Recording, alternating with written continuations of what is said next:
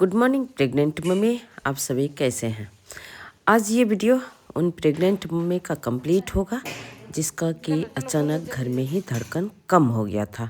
चलिए आप लोग के कहने अनुसार ओटी का भी वीडियो शेयर करते हैं। देखिए मेरी पेशेंट ओटी में आ चुकी है। अंतिम बार में उसका धड़कन देखा जा रहा है, लेकिन धड़कन अभी कम मिल रहा है। आप यूँ कर सकते हैं कि डॉपलर में भी धड़कन नहीं आ रहा है। हम लोग जल्दी जल्दी प्लान किए हैं ओटी का। यहाँ पे एनेस्थेसिया का प्लानिंग किया जा रहा है, जिससे कि आपका पेट से नीचे सुन्न पड़ जाएगा, तभी हम आराम से आपके लिए ओटी कर पाएंगे। इस वीडियो को देखने के लिए अंत तक ज़रूर बने रहेंगे। चलिए इसी बीच अपने पेशेंट के बारे में हम आपको बताएं, मतलब पहले का कुछ हिस्ट्री इसका जान लेते हैं।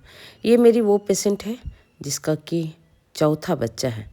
पहला बच्चा हुआ ऑपरेशन करके, लेकिन कुछ ही दिन के बाद डेथ कर गया। देख लीजिए एनेस्थेसिया हो चुका है। अब सीधा करके उसको सुलाया गया है ताकि हम ऑपरेशन कर सकें। किसको, मैडम को? ना। हाँ, हम इसके बारे में बता रहे थे। इसका एक बच्चा हुआ जो कि डेथ कर गया, फिर 2 बार कंसीव की, लेकिन कुछ ही दिन के बाद मिसकैरेज हो गया। इसके बाद इसका बच्चा नहीं हो रहा था, ये हमसे कंसल्ट की। इसका रिपोर्ट बहुत ही गड़बड़ था। सभी को हम करेक्ट किए, लेकिन पेशेंट बहुत अच्छी थी, बहुत कोऑपरेटिव थी। जब जब जैसे जैसे बुलाए तब तब ये फॉलोअप में रही, रेगुलर वे में मेडिसिन खाई, सभी टेस्ट कराए। इसके बाद ये कंसीव की और समय हो चुका है बिल्कुल पूरा।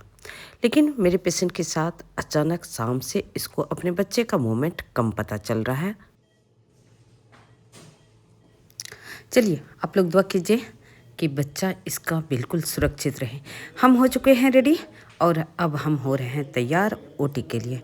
आप देखिए पूरा हम हाथ वाश करके आ चुके हैं। अब अपने ड्रेस के साथ, वो मतलब ओटी के ड्रेस के साथ हो रहे हैं रेडी। हम तो रेडी हो रहे हैं, लेकिन हम आपको बताएं मुझे भी बहुत ज़्यादा डर लग रहा है। इसका कारण ये कि डॉपलर में भी धड़कन नहीं आया है, तो लेकिन हमको जल्दी जल्दी करना होगा इसका ऑपरेशन। और हम आपको बताएं इसके पहले जैसे ही ओपीडी में आई थी, तुरंत हम अल्ट्रासाउंड कराए हैं। अल्ट्रासाउंड के रिपोर्ट में सभी चीज़ ठीक मिला है। सभी चीज़ ठीक मतलब बच्चे का धड़कन बिल्कुल सही है। और लेकिन अभी हमको डॉपलर में नहीं मिला। मेरा आँख नाक कान सब चीज़ खड़ा हो चुका है। और हम सच बताते हैं, हम सिर्फ ऊपर वाला से ये दुआ कर रहे हैं कि बच्चा मेरा बिल्कुल सुरक्षित रहे, लेकिन हम हो चुके हैं डाउट में। मेरे पेशेंट के रिलेटिव बाहर में इंतज़ार कर रहे हैं, उनको चाहिए हेल्दी बेबी। सच पूछिए तो अभी मुझे भी बहुत ज़्यादा डर लग रहा है। पता नहीं क्या होगा, क्यों अचानक धड़कन बंद हो चुका।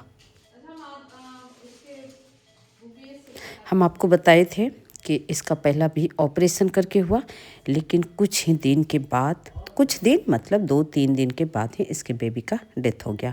और ये बताई कि इसका बेबी जो आया था, हुआ था, वो एबनॉर्मल भी था। अब मुझे डर लग रहा है कि कहीं बच्चे के साथ कुछ होता है तो रियली मेरे लिए तो बहुत दर्द होगा। हम ऑपरेशन स्टार्ट कर चुके हैं और अब आपको सिर्फ दुआ की ज़रूरत है। और सच पूछिए हम भी ऊपर वाले से यही चाह रहे हैं कि मेरा बेबी बिल्कुल हेल्दी आवे। पीडियाट्रिशियन मतलब बच्चे वाले डॉक्टर को कॉल कर दिया गया है कि ताकि बच्चे में किसी भी तरह का कोई भी दिक्कत नहीं आना चाहिए, क्योंकि आप जान रहे हैं कि धड़कन अचानक साइलेंट हो चुका है। आप जितना आराम से ओटी समझते हैं, उतना आराम वाला चीज़ हम डॉक्टर के लिए ओटी बिल्कुल नहीं रहता है। हम सभी भी पूरी तरह से ऊपर वाले पे भरोसा रखते हैं ताकि जिस भी पेशेंट का ओटी होता रहे वो बिल्कुल सुरक्षित रहे, आने वाला बच्चा भी सुरक्षित रहे। चलिए कुछ ऑपरेशन के बारे में भी जानते हैं। हम जैसे बताए कि पहले भी इसका सिजेरियन हो चुका है, तो जब आपका दूसरा सिजेरियन होगा तो थोड़ा सा हम सभी के लिए टफ हो जाता है। टफ क्या होता है कि उसमें एडेजन आ जाता है, मतलब ओमेंटम जो भीतर का रहता है वो स्किन और मसल्स के साथ टच हो जाता है, मतलब सट जाता है।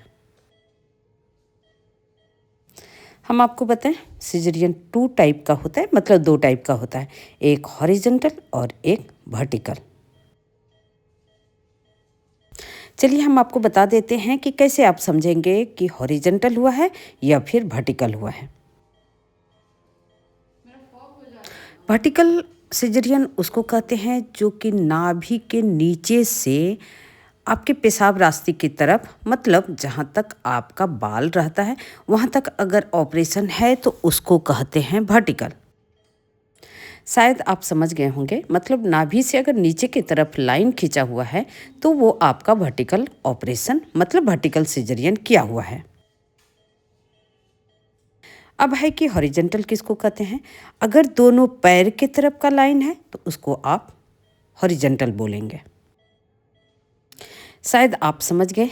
अब आप हमको बताएंगे कि आपका सिजेरियन कैसा है, हॉरिजॉन्टल या फिर वर्टिकल।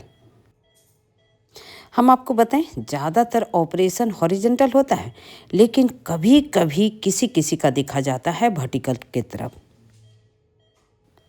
अब आप कहेंगे कि दोनों में अंतर क्या है, तो चलिए छोटा सा अंतर हम आपको बताते हैं जो कि आपको जानना जरूरी है। वर्टिकल ऑपरेशन इजी पड़ता है और इसमें ब्लीडिंग भी बहुत कम होता है, लेकिन हॉरिजॉन्टल थोड़ा सा हम डॉक्टर के लिए टफ होता है और इसमें थोड़ा सा ब्लीडिंग ज़्यादा भी होता है। हम आपको बहुत सारा सिजेरियन ऑपरेशन का वीडियो शेयर किए हैं। आप हमको ज़रूर बताएंगे कि मेरा सिजेरियन कैसा लगता है, मेरा केस कैसा होता है और हम कैसे डॉक्टर हैं। एक सिजेरियन ऑपरेशन में 7 लेयर को कट करके हम लोग बेबी को आउट करते हैं। तो आप सिजेरियन को छोटा मोटा ऑपरेशन मत समझिए, लेकिन हाँ ये कह सकते हैं कि बहुत जल्दी हो जाता है और ये बहुत आराम से हो जाता है, इसलिए हम लोग बहुत ईजी से लेते हैं। आए दिन आप सभी का सवाल रहता है कि एक फीमेल को कम से कम कितने बार ऑपरेशन कराना चाहिए। चलिए हम आपको बताते हैं कि आप कम से कम 2 बार तो ऑपरेशन निश्चित तौर पे करा सकते हैं, लेकिन अगर आपके साथ कुछ अनहोनी रहता है तो आप 4 तक भी सिजेरियन करा सकते हैं। लेकिन सभी केस अलग अलग तरीके से होता है, मतलब आप ये बिल्कुल नहीं सोचें कि अगर आप हेल्दी नहीं हैं, अच्छे नहीं हैं, इम्यून सिस्टम आपका ठीक नहीं है तो 4 का 4 ऑपरेशन आपका होगा। ये आपका सुपरविज़न आपके डॉक्टर करेंगे, आपको सजेस्ट करेंगे कि 4 ऑपरेशन आपको कराना चाहिए या फिर नहीं कराना चाहिए। 2 सिजेरियन तो आप किसी भी डॉक्टर के अंडर में करा सकते हैं, लेकिन तीसरा और चौथा थोड़ा सा रिस्की होता है। अगर आपके डॉक्टर आपको एडवाइस करते हैं तो आप करा सकते हैं, और अगर आपके डॉक्टर फेवर नहीं करते हैं तो निश्चित तौर पे आपको नहीं कराना चाहिए। और हाँ, पहला ऑपरेशन तो आपका इमरजेंसी में भी हो सकता है, मतलब कि दर्द लिए और बेबी नहीं आया तो आप ऑपरेशन करा सकते हैं, लेकिन दूसरा, तीसरा, चौथा ऑपरेशन आपके डॉक्टर के एडवाइस के अनुसार होगा।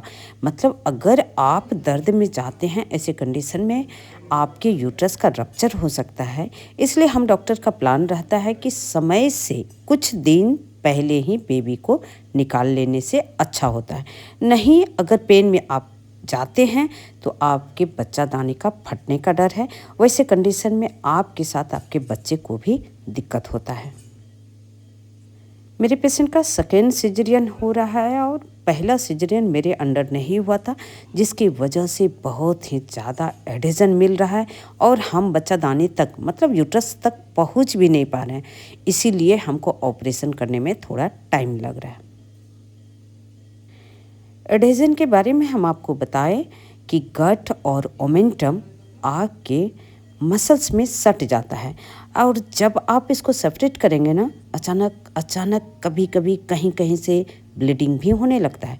इसलिए बहुत सेफली हम सभी को एडेजन को हटाना पड़ता है, कट करना पड़ता है, और अगर ब्लीडिंग होता है तो उसी समय स्टिच भी करते हुए जाना पड़ता है। लगता है हम लगभग यूट्रस के पास आ चुके हैं, अब कुछ ही देर के बाद बेबी आउट होने वाला है, लेकिन टचवुड बेबी मेरा हेल्दी होना चाहिए। सच बोल रहे हैं, हम बहुत ही डरे हुए हैं। यूट्रस कट हो चुका है और मिला मुझे मेकोनियम। मतलब ये कि बच्चा लेटरिन कर चुका है। अब पता नहीं बेबी के साथ क्या होगा, मुझे तो बहुत डर लग रहा है। हम आपको बताएं, नॉर्मल डिलीवरी के समय या फिर सिजेरियन के समय अगर मेकोनियम आ जाता है बेबी के लिए खतरा माना जाता है। चलिए अब कुछ नहीं कर सकते हैं, बेबी को जल्दी निकालना ही होगा।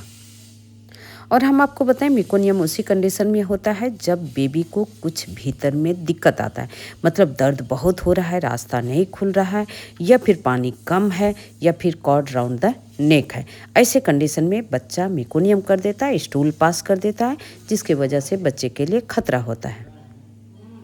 जैसे कि हम बताए थे, एडेजन है जिसके वजह से पूरी तरह से चिपका हुआ है और हमको दिक्कत हो रहा है यहाँ पर बेबी आउट करने में। मेरा हाथ जा चुका है यूट्रस में और बेबी को हम फील कर रहे हैं। बेबी बहुत ही छोटा सा है, ऊपर की तरफ से पुश करना पड़ता है ताकि बेबी जहाँ पे हम कट किए हैं वहाँ पर आ सके और बच्चा अच्छी तरह से निकल सके। चलिए बेबी आने ही वाला है, चलिए देख लीजिए बेबी आ गया।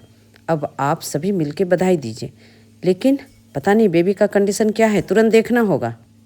यहाँ पर सर हमसे पूछ रहे हैं कि चेहरा देख के बताइए लड़का है कि लड़की है, और हम बोले हैं लड़का और सर लोग बोले हैं लड़की। चलिए देखते हैं क्या होता है। अरे ये क्या, अभी तो अल्ट्रासाउंड में कॉर्ड राउंड द नेक नहीं था और baby cord round the neck भी निकल रहा है और पूरी तरह से कॉर्ड चिपका हुआ है बदन में। यही सब कंडीशन होता है जिसके वजह से बच्चे के साथ अनहोनी हो जाता है। इसमें हम डॉक्टर क्या करें?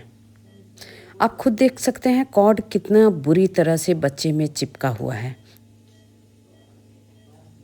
चलिए बच्चे को निकालते हैं किसी तरह खींच के, क्योंकि हम सभी को धड़कन नहीं मिला था, लेट करने से कोई फ़ायदा। लीजिए बेबी आउट हो चुका है। सब कोई मिलके मेरे पेशेंट को बधाई दीजिए।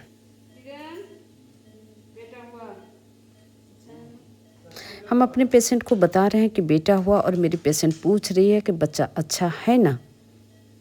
लेकिन मेरा बच्चा अभी तक क्राई नहीं किया और हम कोशिश कर रहे हैं कि किसी तरह जल्दी से मेरा बच्चा क्राई करे। कॉर्ड क्लैंप किया और जल्दी से भेज रहे हैं पीडियाट्रिशियन के पास, लेकिन अभी तक मेरा बच्चा क्राई नहीं किया है। चलिए आप लोग को दुआ करने की ज़रूरत है। मेरे बच्चे का कॉर्ड क्लैंप हो गया और जल्दी से भेज रहे हैं पीडियाट्रिशियन के पास।